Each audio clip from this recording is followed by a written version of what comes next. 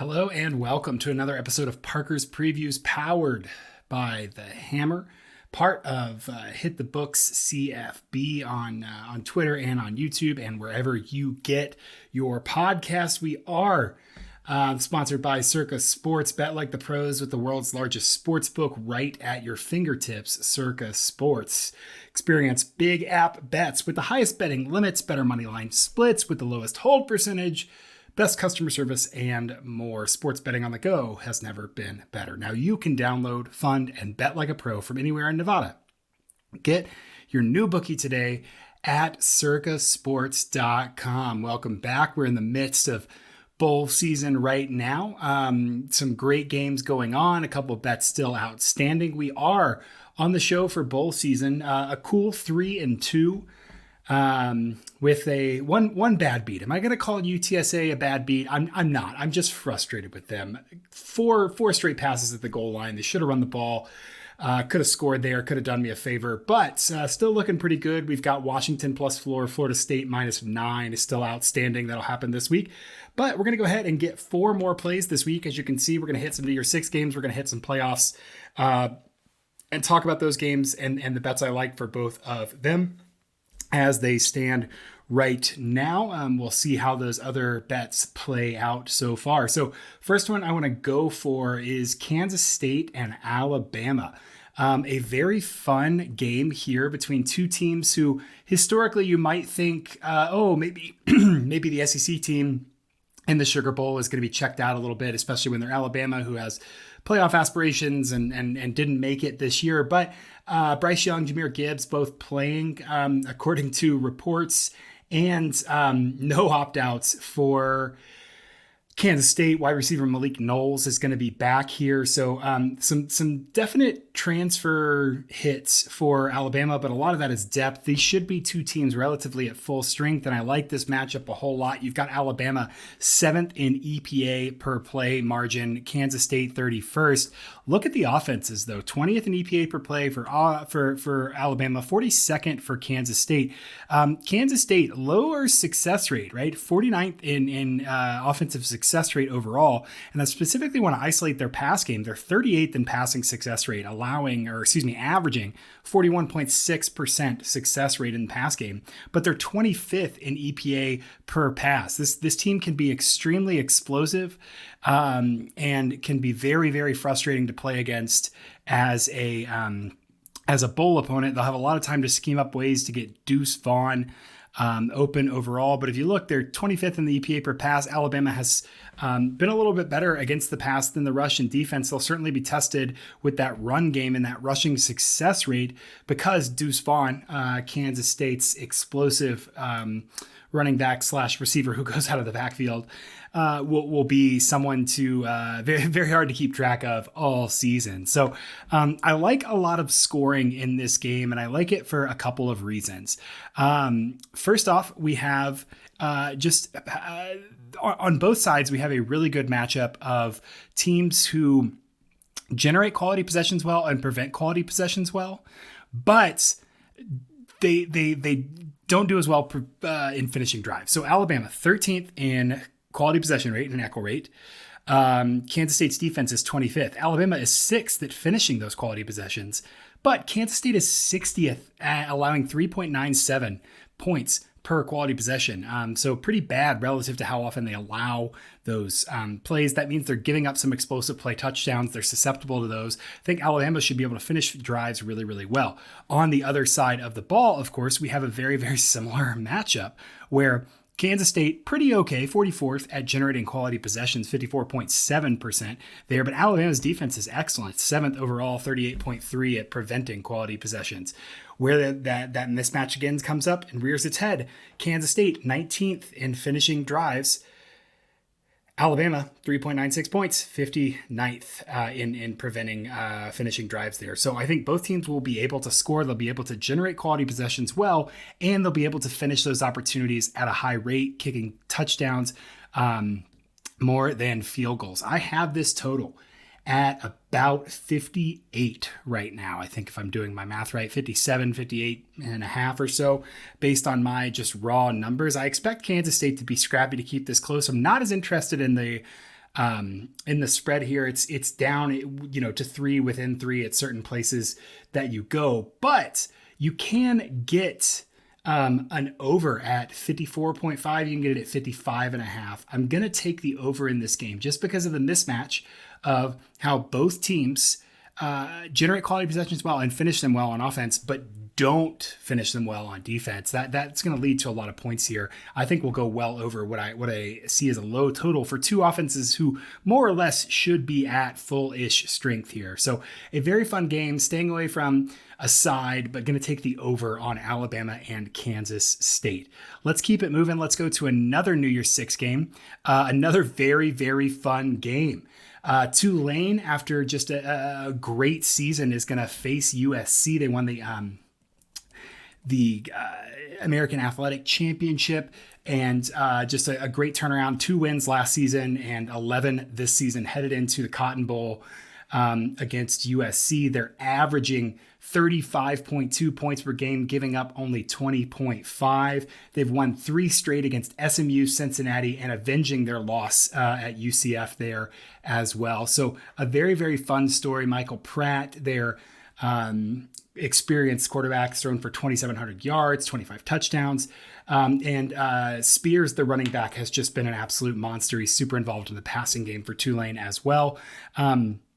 A couple things that I think are really, really notable about this game that stand out. One, Spears in the run game has been so good, 24th in EPA per rush. And USC's defense has been very, very bad against the rush. So that should take some pressure off Tulane's passing offense, which has been a little subpar relative to the run game, but gets them a lot of ability there. Also, Tulane's super explosive on early downs, 11th in early downs EPA compared to 118th on defense for USC. On the flip side, I want to talk about the big man, Patrick Jenkins, inside 30 pressures, leads the team. USC's center and guard have both opted out for this game. Part of that, I think, is injury, but that gives a lot of headway for a defensive line that is legitimately good for Tulane here. So I'm going to ride with Tulane based on the motivation factor, based on their rushing ability on offense, and based on the lack of offensive line. Of course, no Jordan Addison for USC either. I think that Tulane has a long time to play, to practice how to play contain against Caleb Williams, not get beat by his legs. And I think they keep this game very, very close. You can get this now at 2.5. I think in some places, let me see where we can go. In some places, you can still get this at 2.5, even 3. You're paying too much for 3 for what I just saw. Looking at the odds, so 2.5 is still great there. You can get that without paying for too many points there. So I really do like Tulane in that spot. I think if you went 1.5 and got plus odds, that wouldn't be an insane bet. I think you could bet money line at that point as well. Huge motivation gap, and an offense that is really, really driven by one versatile guy. It's going to be hard to keep track of, and certainly a letdown for USC. So let's ride with Tulane and 2.5. 2.5 points here as an underdog. So we've got an over for Kansas State, Alabama at 54.5. We've got a Tulane as an underdog for 2.5. Let's spend a little time talking about the first of the 2 playoff matchups. Number 2 and number 3, TCU versus Michigan. This line, as it stands, is currently, you can get Michigan minus 9.5, TCU plus 9.5. You can also get Michigan minus 7.5, which is ultimately, I think you can get them minus 8 as well. And so I'm going to get them minus 7.5 for our official play here. I think that they're just a little bit better than TCU in a couple facets of the game. So let's break this down. One, a huge difference between TCU's offensive success rate, 65th in the nation, and their EPA, 18th in the nation. What does that tell you? That they generate a ton of explosive plays. Alabama's defensive success rate, 14th overall. Their defensive EPA per pass is 7th. And their defense ranks 3rd in explosive overall. So they completely shut down the run game and generally shut down the pass game. TCU's going to have to hit a home run here, and maybe more than one. I don't believe that Michigan is as physical up front, or that much more physical up front relative to what TCU's seen with Texas and Kansas State this season in terms of physicality and offensive line. But obviously Michigan wants to run the ball a lot. They're 115th in rush rate over expected, 7th in rushing success rate. TCU's defense, 68th in rushing success rate, have struggled there this season. We've seen some more explosive runners. Again, the aforementioned Kansas State's Deuce Vaughn be electric and really spread out this defense. If Michigan lines up in a little meatier traditional way, they're going to have to adapt a little bit there. But I do see, TCU relatively weak in third and fourth down situations because Michigan's so good in early downs EPA. They're second in the nation. TCU's going to face a lot of third and fourth downs. That's where Michigan thrives. That's where they can pen their ears back and really get you. On the other side of the ball, Michigan doesn't pass a lot, but they do select their passes very well.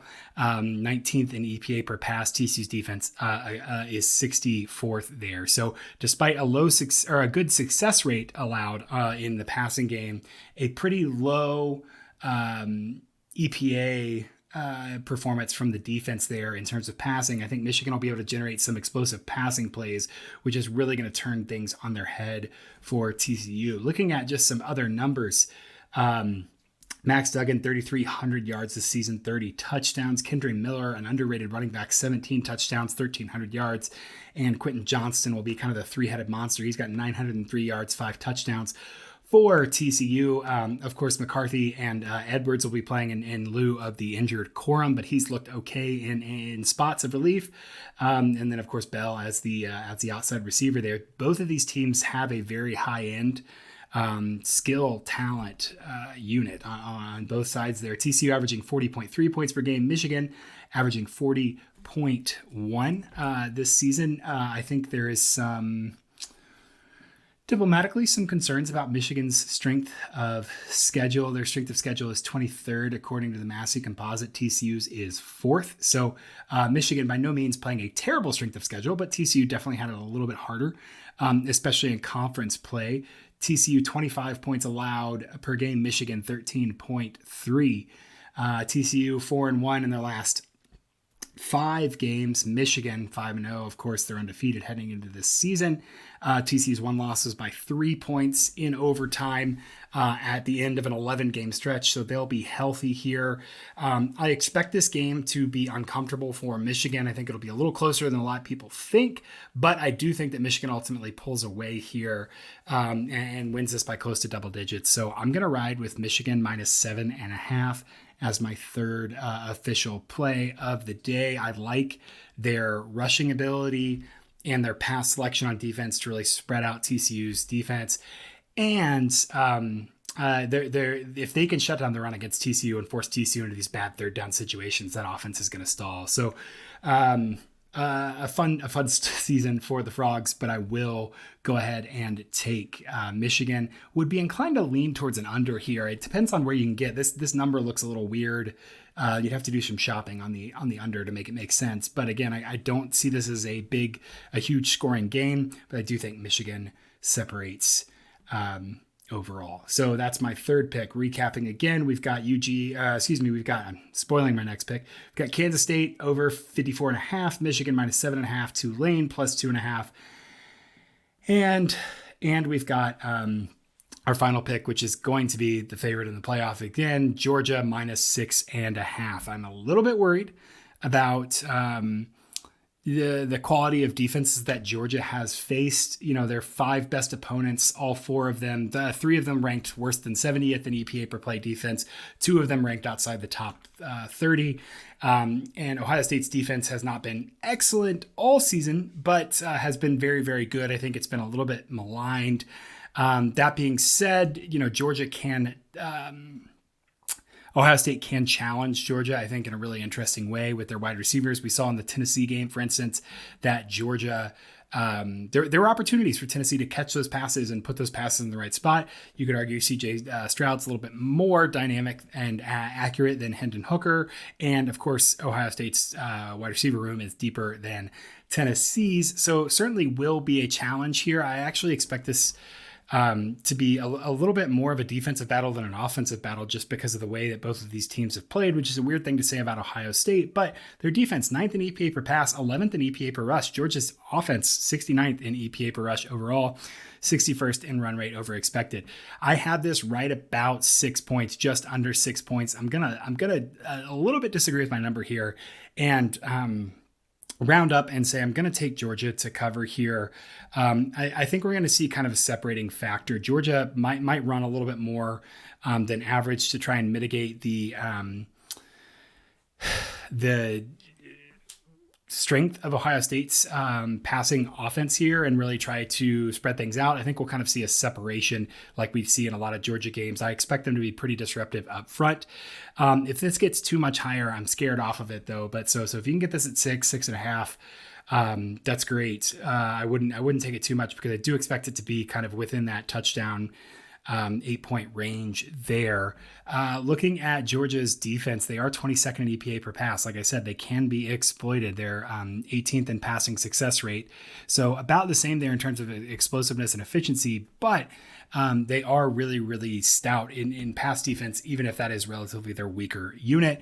On the other side, of that equation, they're 5th in rushing success rate, 1st in EPA per rush. So if they can take away Ohio State's run game, they'll put them in negative situations. And as you can see, Ohio State, great on early downs on offense. 1st overall, 20th in 3rd and 4th down success, though. Georgia's kind of the opposite, a little bit weaker on the early downs, much better in the late downs overall. So should be a matchup that favors Georgia on the offensive side of the ball if they can disrupt with especially, Jalen Carter getting interior pressures there as well. Another reason I'm optimistic about Georgia here is that Ohio State, while they prevent quality possessions, well, they do give up the big play. They're 54th in points per quality possession. So that's going to be a little bit of a opportunity to believe that Georgia, who finishes drives 3rd best in the country, almost as good as anyone, 5.07 points per quality possession, is going to be the better unit, the better side of the ball there. So I expect Georgia to win this game. I expect them to win it by a touchdown. We're going to ride with Georgia minus 6.5 for our 4th play. So if we're recapping, Georgia minus 6.5, Michigan minus 7.5, Tulane plus 2.5, and Alabama and Kansas State over 54.5 is where I see that right now. So those are your Parker's picks for the week, I suppose, is how I'll phrase that. Thanks for tuning in. We're still waiting on a couple more bets, sitting at 3-2, waiting on that Washington and Florida State games to figure out, but 4 more plays for you here today. I hope these bets cash. Thanks so much for listening. You've been watching Parker's Previews, part of Hit the Books on the Hammer Betting Network, powered by Circa Sports. Bet like the pros with the world's largest sports book right at your fingertips, Circa Sports.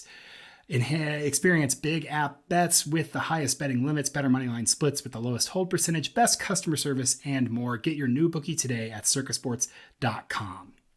Thanks for watching. Best of luck, and we'll catch you next week for a national championship preview.